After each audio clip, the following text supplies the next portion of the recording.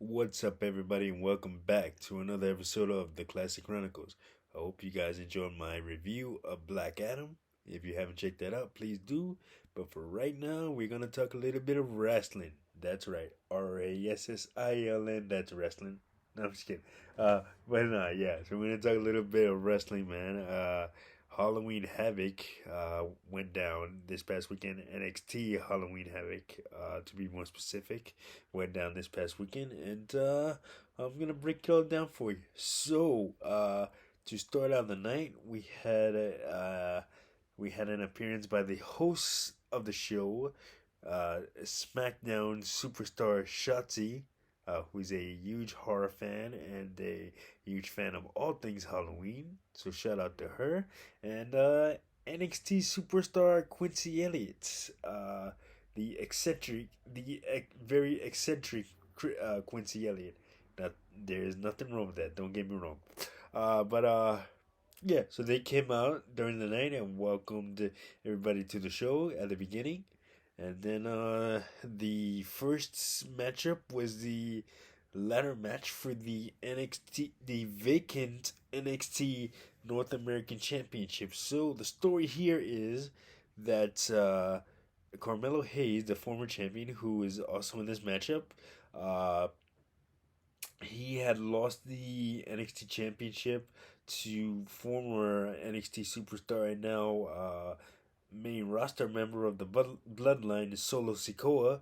Uh, but uh, upon winning the NXT North American Championship, Shawn Michaels, who's the head booker over there at NXT, deemed that Solo Sikoa was unqualified to compete in the match, seeing as he was a member of the main roster and he won an NXT championship. So basically, you can't hold a championship from NXT if you're a member of Raw or SmackDown. So that's kind of where this new ladder match was born out of. So you had Carmelo Hayes, as I stated, the former champion. And then you also had uh, Oro Mensa, who I wasn't familiar with going into the match, but he was rather impressive. Then you had Von Wagner, uh, and also Wes Lee, one half of the former NXT Tag Team Champions MSK. Now he is a singles competitor, known on the Indies as Desmond Xavier. But yeah, all of these men impressed in the opening contest, and Wes Lee ended up winning his first singles championship in any promotion. Because, like I said, Wes Lee is primarily a tag team wrestler. He used to team up with Zachary Wentz, known as Nash Carter in WWE, but unfortunately, due to a past incident, Nash Carter was let go by the WWE, and Wesley was left to kind of grit his teeth as a singles competitor, and he ended up winning the North American Championship in that ladder match. And yeah, just to let you know, the rest of the matches are not gonna go in order here because I do not remember the exact order of the matches, but I do remember who won and who lost. But anyway, let's get to it. Uh, Next up, you had Julius Creed of the Creed Brothers, former NXT Tag Team Champions, uh, versus Damon Kemp, formerly of Diamond Mine. So the story here is that, as I said, Damon Creed and Julius Kemp were part of a stable in NXT named Diamond Mine. Was meant to showcase superior athletes and what they can do in the ring. Basically nobody could touch them because they're superior in the ring, on the microphone and everything else. So and but the implosion of the stable started when Roger Strong was kayfabe attacked in the parking lot by who we thought was maybe somebody that they were feuding with, like the Pretty Deadly or one of the other NXT tag teams, but it turned out to be Damon Kemp, and you know, the stipulation here was if Damon Kemp if Damon Kemp lost, then he just lost. But if Julius Creed lost, then his brother Brutus Creed would be gone from NXT, and they competed in an ambulance match. So the object of the ambulance match is to put your opponent into incapacitate your opponent, put them in an ambulance, and have the ambulance drive off. And there you go, you win the match. So Julius Creed ended up getting the best of Damon Kemp after a great back and forth in the ambulance match, and therefore Julius Creed stays in NXT. Brutus Creed stays in NXT, and the rest of what's left of Diamond Mine, the Creed brothers and Ivy Nile, which is the female in Diamond Mine, she came out to celebrate with Judas and Brutus Creed. Oh my God! And forgive me, guys, if I sound a little congested. I'm just either I'm getting over a cold or I'm coming down with a cold. Who the hell knows? But anyway, let's keep going. In next up, you had like a vignette featuring NXT Women's Champion Mandy Rose and Alba Fire, formerly known as Kaylee Ray on the Independents and in NXT UK. She's a former NXT UK champion, Kaylee Ray. Kaylee Ray, I'm talking about. So their feud is she's been going after Mandy Rose for the NXT Women's Championship for a number of months now.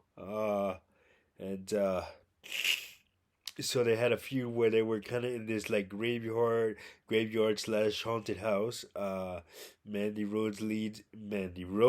Oh my God, Mandy Rose leads a group called Toxic Attraction, which consists of her, Gigi Dolan, formerly Priscilla Kelly, and JC Jane.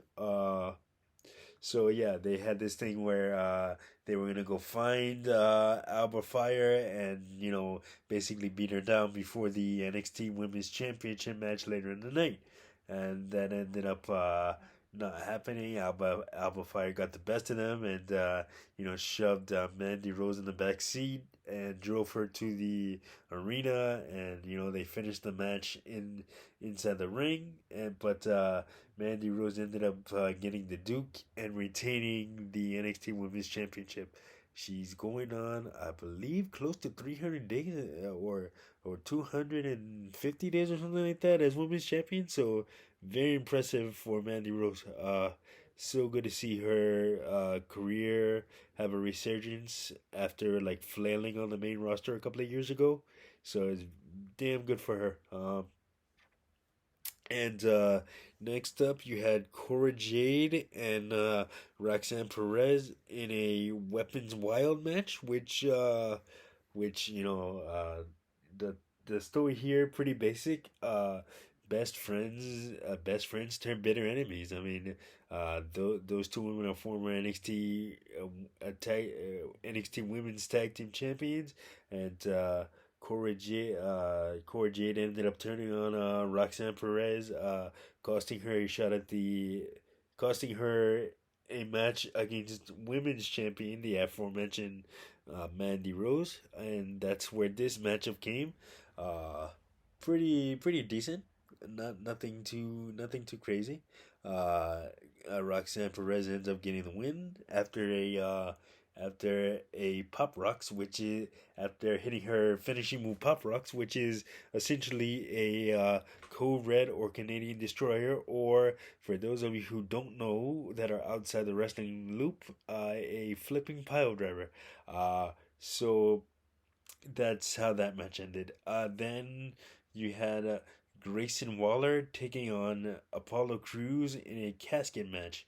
And now earlier on the pre-show, they had to spin the. It was kind of one of those gimmicks where in recent years, NXT has brought back for Halloween Havoc, spin the wheel, make the deal. You spin the wheel, you find out what kind of match you're gonna have.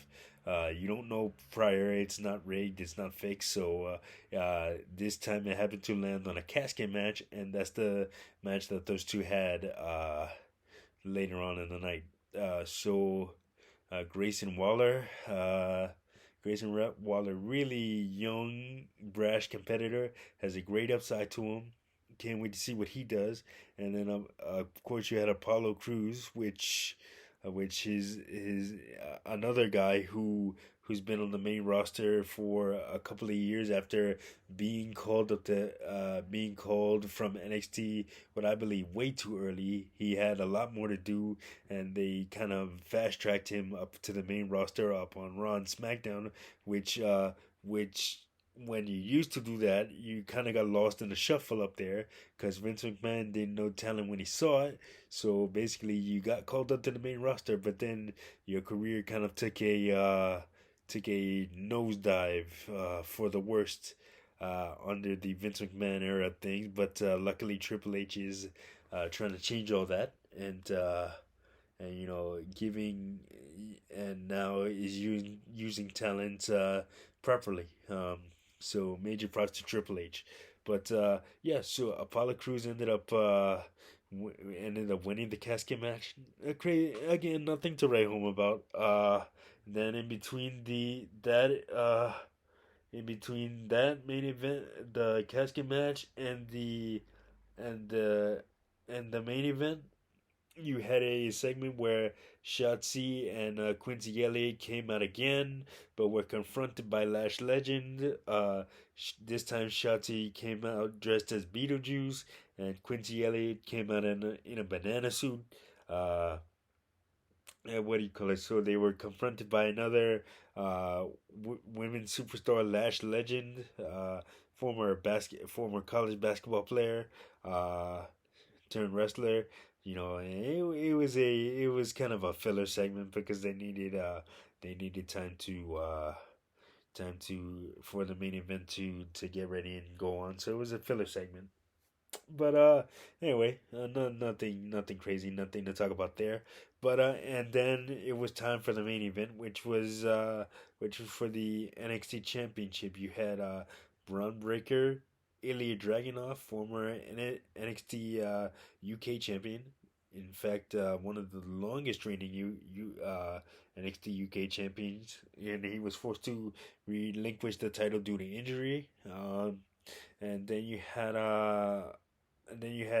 Jordan McDonough, which formerly known as Jordan Devlin in NXT UK, the Irish Ace, trained by Finn Balor, another Irishman. What do you call it? And very very good technical wrestler, very very skilled. Uh, and yeah, so they had a hell of a triple threat match. And Braun Breaker ended up getting the win after spearing Ilya Dragunov for the win. And yeah, so that was NXT Halloween Havoc. It was a great. It wasn't an excellent pay per view, but it was very very good. I haven't watched NXT in a while, but from what I saw, it's on a very very good upswing again.